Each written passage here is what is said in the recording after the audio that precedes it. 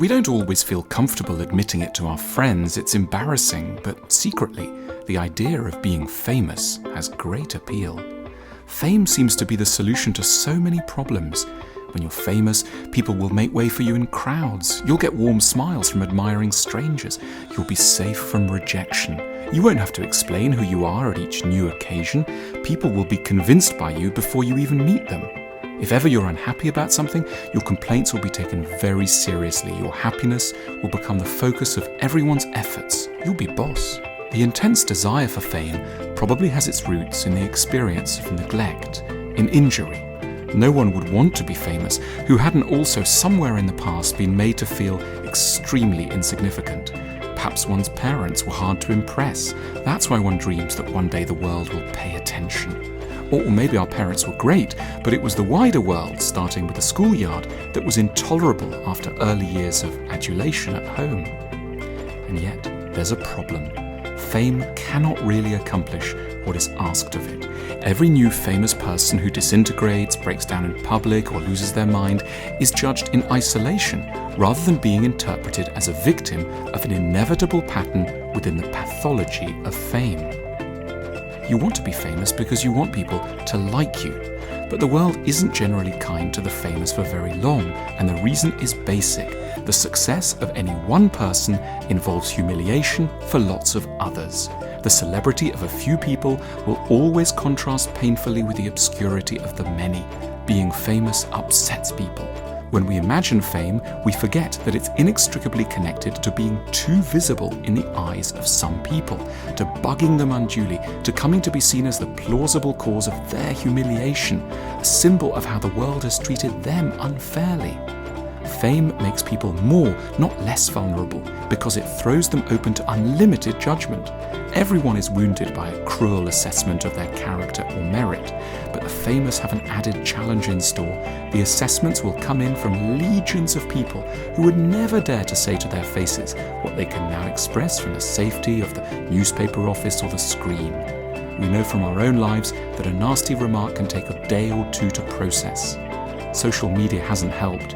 It's made it far easier than before to be famous, and therefore by necessity far easier to be hated. A minor celebrity can now regularly face all the vitriol previously accorded only to Hollywood stars. Psychologically, the famous are of course the very last people on earth to be well equipped to deal with what they're going through.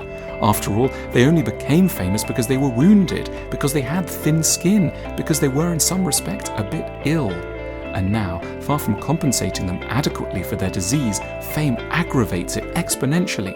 Strangers voice their negative opinions in detail, unable or simply unwilling to imagine that famous people bleed far more quickly than anyone else.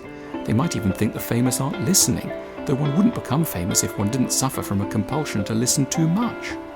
Every worst fear about oneself, that one's stupid, ugly, not worthy of existence, will daily be confirmed by strangers. One will be exposed to the fact that people one's never met, about whom one would have only goodwill, actively loathe one. One will learn that detestation of one's personality is, in some quarters, a badge of honor. Sometimes the attacks will be horribly insightful. At other times they'll make no sense to anyone who really knows one. But the criticisms will lodge in people's minds nevertheless, and no lawyer, court case, or magician will ever be able to delete them. Needless to say, as a hurt celebrity, one won't be eligible for sympathy. The very concept of a hurt celebrity is a joke, about as moving for the average person as the sadness of a tyrant. To sum up, fame really just means you get noticed a great deal, not that you get understood, appreciated, or loved. At an individual level, the only mature strategy is to give up on fame. The aim that lay behind the desire for fame remains important.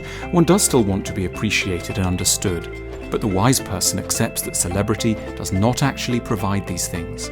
Appreciation and understanding are only available through individuals one knows and cares about, not via groups of 1,000 or 1,000,000 strangers. There is no shortcut to friendship, which is what the famous person is in effect seeking. For those who are already famous, the only way to stay sane is to stop listening to what the wider world is saying. This applies to the good things as much as to the bad. It's best not to know. The wise person knows that their products need attention, but they make a clear distinction between the purely practical needs of marketing and advocacy and the intimate desire to be liked and treated with justice and kindness by people one doesn't know. At a collective political level, we should pay great attention to the fact that today so many people, particularly young ones, want to be famous, and even see fame as a necessary condition for a successful life. Rather than dismiss this wish, we should grasp its underlying worrying meaning. They want to be famous because they're not being respected, because citizens have forgotten how to accord one another the degree of civility, appreciation, and decency that everyone craves and deserves. The desire for fame is a sign that an ordinary life has ceased to be good enough. The solution is not to encourage ever more people to become famous, but to put massive efforts into encouraging a greater level of politeness and consideration for everyone, in families and communities, in workplaces, in politics, in the media, at all income levels, especially modest ones. Only then will a society give up on the understandable but erroneous belief that fame could guarantee the kindness of strangers.